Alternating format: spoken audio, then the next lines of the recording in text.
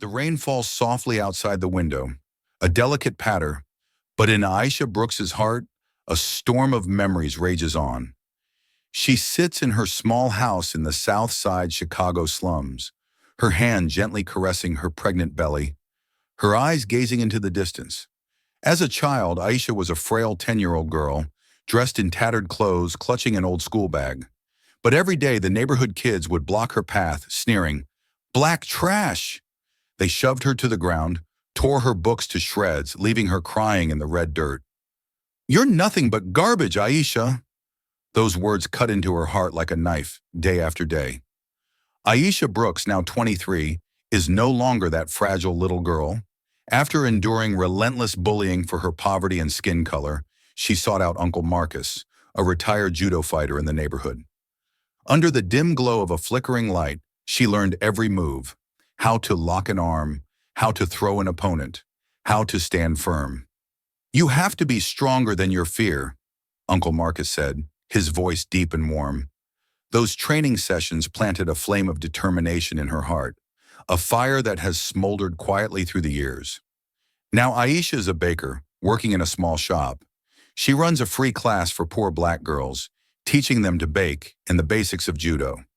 In a room with peeling walls, she tells the children, "You have to be confident. No one gets to hurt you." The timid girls now stand tall, smiling as they shape their first cupcakes or execute an arm lock. Aisha never stops, even though her body grows heavier each day. Every night she whispers to her unborn child, "I won't let you grow up in fear." She knows this neighborhood is still rife with injustice, and she dreams of raising a generation of strong girls, untouched by the sting of prejudice. In a small room in the South Side Chicago slums, the scent of freshly baked cupcakes fills the air, mingling with the clear, joyful laughter of children. Aisha Brooks stands among her students, guiding them. "Keep your wrist firm, Tiana, then turn your body." She demonstrates a self-defense move, her eyes lighting up as Tiana nails it. "Well done!" Aisha smiles, then turns to the baking table. "Now let's put buttercream on the cupcakes, gently, like how you protect yourselves." The kids nod, carefully decorating their cakes, giggling as they work. Aisha watches them, her heart warm. This is her dream, a safe haven for poor black girls, where they learn to bake for a living and train to stand up for themselves.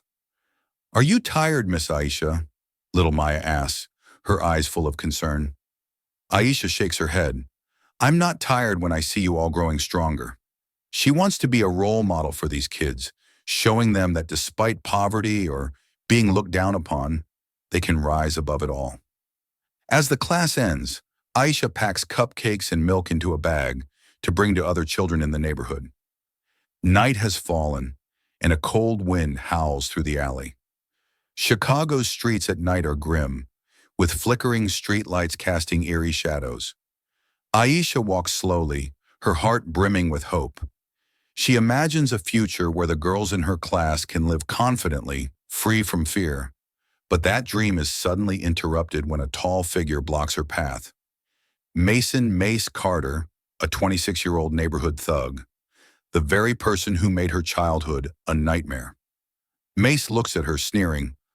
"Look at the weak little girl from back then, now with a burden to carry." He points at her, his mocking laughter echoing through the dark alley. The dark alley in the South Side Chicago slums grows stifling as Mace Carter blocks Aisha Brooks's path. His eyes gleam with contempt, a sinister smirk on his face. Aisha clutches the bag of cupcakes and milk meant for the neighborhood kids, her heart torn between fear and fury. Mace snatches the bag, snarling, "Who do you think you are, acting all high and mighty?" He throws it to the ground, stomping the cupcakes to pieces, milk spilling across the dirty pavement. "Cheap trash!" Mace laughs, his cruel laughter slicing into Aisha's heart like a blade. Aisha stares at the crushed cupcakes, her chest tightening. They were more than food. They were love, hope for the children. She looks up, her eyes blazing with determination, but Mace shoves her against the cold brick wall. Her back slams into it, a sharp pain shooting through her. He yells, "Go home, stop wandering around." He slaps her hard, the sharp crack echoing as the onlookers freeze in fear. Aisha's face burns, her cheeks stinging, memories of Mace's past cruelty flooding back. But she's not the same anymore. She stands tall, her voice trembling but firm. "You can't scare me anymore, Mace. I'm not the kid you used to bully." The crowd murmurs, some pulling out their phones to record. Mace, stunned, scoffs. "You think you're tough now?" He raises his hand to strike again. Aisha dodges, her eyes flashing with confidence. Despite her heavy body, she feels the strength from years of training. The crowd holds its breath, a few girls from her class watching wide-eyed. "Miss Aisha," hearing them fuels her resolve. She's fighting not just for herself, but for these girls, who need to see they can stand up to injustice. The alley in the Southside Chicago slums suddenly buzzes with the whispers of onlookers. Mace Carter has just slapped Aisha Brooks, sending her staggering, her back slamming against the cold brick wall. But Aisha doesn't back down. She stands tall, her eyes blazing with resolve, her voice firm. "You can't scare me anymore." Mace is stunned by her defiance, but then he sneers, raising his hand to strike her again. The crowd holds its breath, a few girls from Aisha's class watching anxiously from the sidelines. But Aisha doesn't let him touch her. She leans to the side, dodging the blow, and in a flash grabs Mace by the collar. Though her body isn't as agile as it once was, the self-defense skills she learned from Uncle Marcus remain sharp. With a swift, decisive move, Aisha throws Mace to the ground, the dull thud echoing through the alley. The onlookers gasp, unable to believe their eyes. Mace lies sprawled on the ground, his face flushed with pain and humiliation. He roars, trying to get up, but Aisha steps forward, delivering a hard kick to his leg, sending him crashing back down.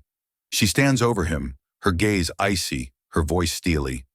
"I'm not the kid you can bully anymore, Mace. Who do you think you are, daring to mess with me and my kids?" Cheers erupt, the girls from her class clapping wildly, their eyes sparkling with pride. "Miss Aisha! Miss Aisha!" Aisha breathes heavily, feeling the strength fueled by her love for the children. She looks at Mace, now clutching his leg in pain, his eyes filled with fear. She leans down, her voice low but clear. "This is the last time you'll ever dare to hurt anyone in this neighborhood." Mace lowers his head, unable to meet her gaze. The crowd raises their phones, recording the moment, their expressions shifting from fear to admiration. Aisha turns back, smiling at the girls. "I told you, you have to be confident." The girls nod, tears in their eyes as if they've just witnessed a living symbol of courage. After the confrontation in the alley, Aisha Brooks becomes the talk of the South Side Chicago slums. The video of her throwing Mace Carter to the ground spreads like wildfire on social media, the hashtag #MamaFighter exploding within hours. In the clip, Aisha grabs Mace by the collar with fierce determination, her eyes alight with resolve as she brings him down. The neighborhood shares the video, comments pouring in. "She's our pride. Mama Fighter, so strong." The girls from her class rush to hug her, their eyes shining. "Miss Aisha, you're a superhero." Aisha ruffles their hair, smiling. "No, you're the superheroes." The video reaches Black communities across Chicago, becoming a symbol of courage. Young women message Aisha, thanking her for giving them the confidence to stand up. One mother writes, "Seeing you, I want to be strong for my child." Aisha reads the messages, her heart warmed, but a flicker of worry lingers. She knows Mace isn't the type to let this go. He was once the king of the streets, and this humiliation will drive him to seek revenge. That evening, as Aisha cleans up the classroom, her phone buzzes. A message from an unknown number appears. "You'll pay for this, Aisha. Tonight, 10 p.m., at the abandoned warehouse. I won't come alone." Aisha grips the phone tightly, her heart pounding. She knows it's Mace. He wants to crush her in front of his crew to reclaim his reputation. Aisha glances around the small room, where the cupcakes the kids made still sit on the table. She thinks of the girls. If she backs down, Mace will target them, spreading fear once more. Aisha takes a deep breath, her eyes flashing with determination. She isn't going to the warehouse out of pride, but because she knows Mace won't stop. He'll keep hurting the vulnerable if she doesn't face him. Aisha grabs her old jacket, checks her phone, and steps outside. The night is pitch black, the cold wind howling through the alley, but she feels no fear. She knows she's walking into a trap, but she also knows that if she doesn't confront him tonight, the girls in her class will never have the chance to live free from fear. Night cloaks the South Side Chicago slums, the cold wind whistling through the gaps of the abandoned warehouse. Aisha Brooks steps inside, her shadow stretching long across the dusty floor, the light from her flashlight trembling in her hand. She knows she's walking into Mace Carter's trap, but she has no choice. If she backs away, Mace will go after the girls in her class, those poor black girls she's sworn to protect. Inside the warehouse, the air is heavy, the stench of rotting wood and rust filling her nose. The darkness is broken only by the faint glow of a hanging bulb. Mace emerges from the shadows, a sinister smirk on his lips. He's not alone. 3 of his lackeys stand behind him. Jamal, tall and broad with tattooed arms. Rico, lean but with a sharp, cold gaze. And Ty, holding an iron rod, sneering. Mace steps forward, his voice a growl. 4 against 1, you're done for.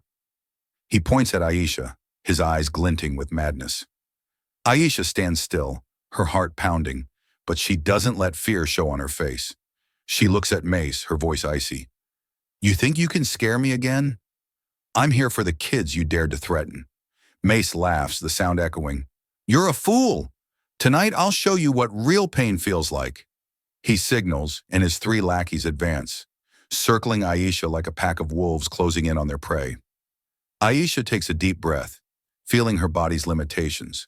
She scans her surroundings, spotting a rotting wooden plank nearby, her only potential weapon.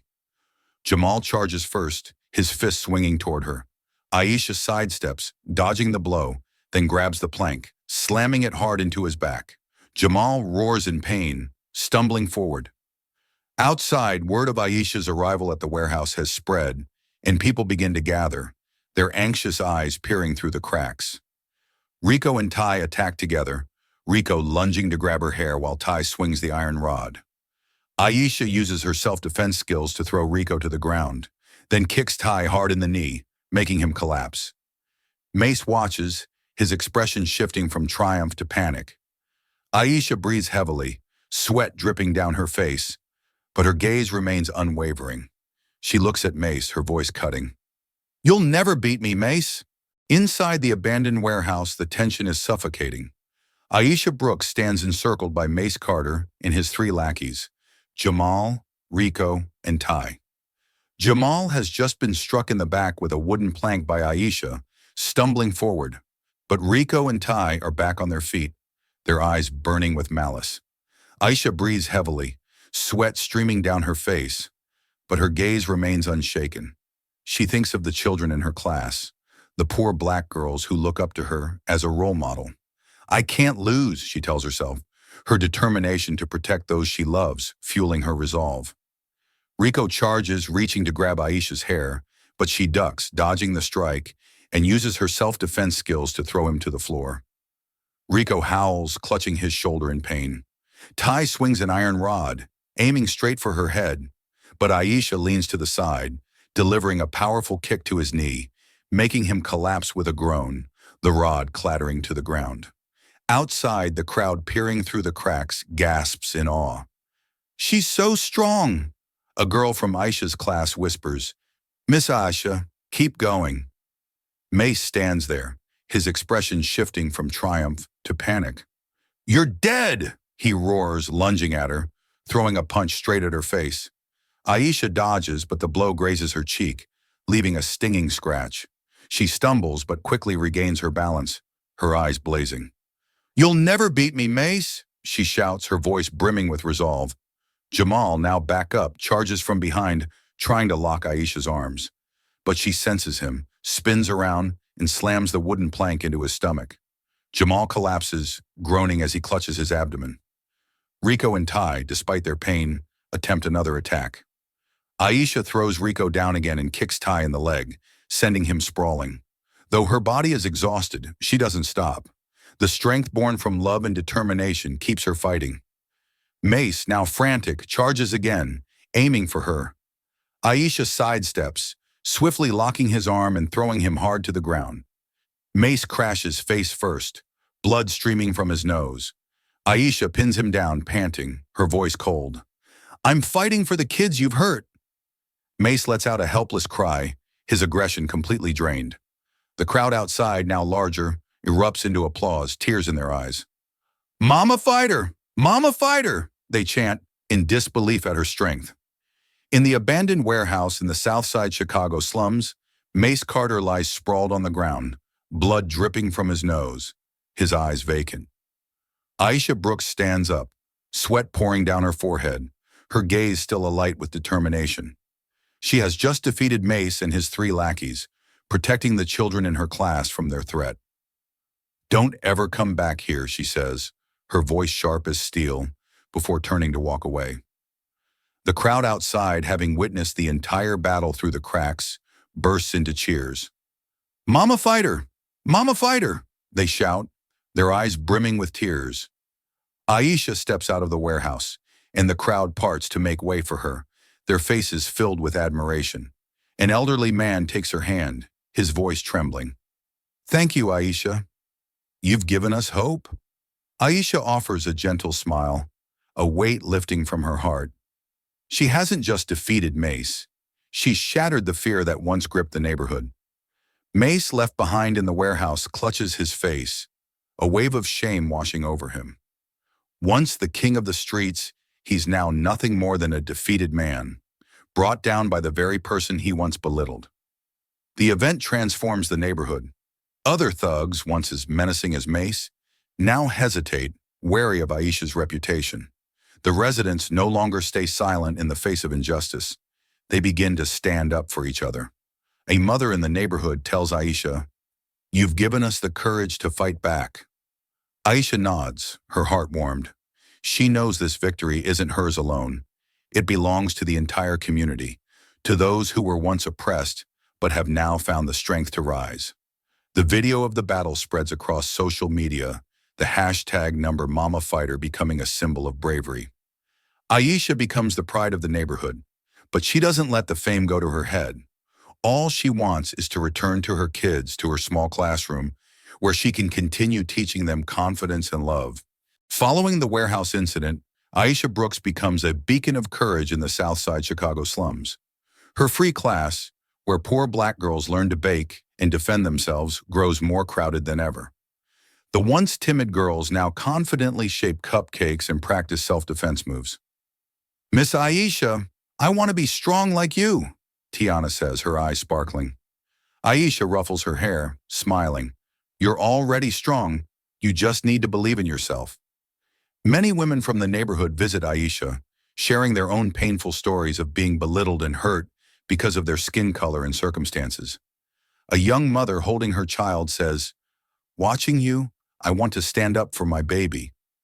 Aisha takes her hand, her voice warm. "You can do it. We're stronger than they think." Her classroom becomes a place of hope, where black girls and women find the strength to overcome injustice. Aisha expands the class, turning the small room into a community center. Each day, she teaches the girls to bake for a living and instills in them a sense of self-worth.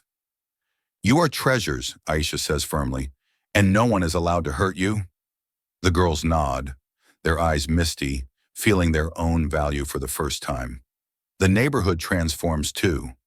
Residents begin to protect one another, forming a tight-knit community where fear no longer has a place. Every evening, Aisha sits in the small room, gazing at the drawings the children have hung on the walls. She smiles, her heart full. The kids bring her cupcakes they've made, beaming, "Miss Aisha, you're our big sister Aisha." Aisha hugs them, tears rolling down her cheeks. She's not just a teacher, she's a symbol of hope, of unwavering courage. Mace Carter, once seen as the king of the streets in the Southside Chicago slums, now lives quietly in a dilapidated shack on the outskirts of town. He no longer shows his face on the streets, his once fierce eyes and sinister smirk gone. The days of spreading fear throughout the neighborhood are over, leaving behind a void in his heart that nothing can fill. He sits alone in a dark room, the faint light from a desk lamp casting shadows on his gaunt face. On the table, an empty bottle of liquor rolls aimlessly, a symbol of the emptiness consuming him. Mace looks into the mirror, seeing his tired eyes, devoid of any trace of pride. He recalls the days when he bullied others, believing that violence would make him invincible. But then, Aisha Brooks, the woman he once dismissed, changed everything. He can't erase the moment she threw him to the ground in the warehouse, nor the sound of the crowd cheering as they called her Mama Fighter. He lost it all, his reputation, the respect he once commanded, and even the lackeys who used to follow him. Jamal, Rico, and Ty abandoned him, unwilling to associate with a failure. Every day, Mace hears stories of the neighborhood's transformation. He hears the laughter of children, no longer afraid to walk through the alley he once controlled. He hears mothers talking about Aisha's community center, where Black girls learn to live with confidence and love themselves. Mace realizes that Aisha didn't just take his reputation. She replaced the fear he once instilled with hope and belief. He clutches his head, tears streaming down his face, feeling regret for the first time. He whispers to himself, "You were wrong, Mace. Wrong from the start." Mace stands, stepping outside, his silhouette blending into the night. He looks toward the neighborhood, where the faint light from Aisha's community center still glows. He knows Aisha won not just with strength, but with her boundless heart. This lesson, though it came late, has shown Mace that true power doesn't come from violence. He walks away carrying a small shift in his heart, a faint glimmer of understanding about the meaning of compassion, even if he knows he can't go back to fix the mistakes he's made. Aisha Brooks sits in the small community center in the South Side Chicago slums, the soft glow of a lamp illuminating her face. On the walls, the children's drawings hang like pieces of hope, fragments of a brighter future. The kids bring her cupcakes they've made, beaming with joy. "Miss Aisha, we made these for you." Aisha hugs them, tears rolling down her cheeks, her heart overflowing with happiness. She has turned her pain into light, not just to overcome her enemies, but to illuminate the lives of those around her. Aisha's community center is now the heart of the neighborhood, a place where poor Black girls learn to live with confidence and love themselves. The once shy girls now stand tall, smiling as they declare, "I'm strong like Miss Aisha." The mothers in the community have changed too, no longer resigned to injustice, but working together to build a tight-knit neighborhood where everyone protects each other. Aisha watches the children, her heart swelling with pride. She knows the seeds of hope she planted today will bloom, creating a generation free from the scars of prejudice. A deep, reflective voice narrates, "Never judge someone by their circumstances or past." Aisha turned her pain into light, not just to defeat her enemies, but to ignite hope for the vulnerable. The lesson isn't just about self-defense, it's about how you rise, protect others, and spread courage. That's the true legacy. Aisha stands looking out the window, her eyes shining. She knows the next generation will grow up in a better world, where courage and love triumph over injustice. Aisha's story is a message to all. No matter how harsh life gets, no matter the wounds you've endured, stand up, not just for yourself, but for those around you. True strength doesn't lie in revenge, but in spreading hope and building a resilient community. Aisha has done just that. From a girl once dismissed, she became a symbol of courage, of love that never fades. She proved that no matter how tough the circumstances, you can create change, not just for yourself, but for generations to come. A tearful yet meaningful ending, touching the hearts of the audience, leaving behind a profound lesson about the value of courage and humanity.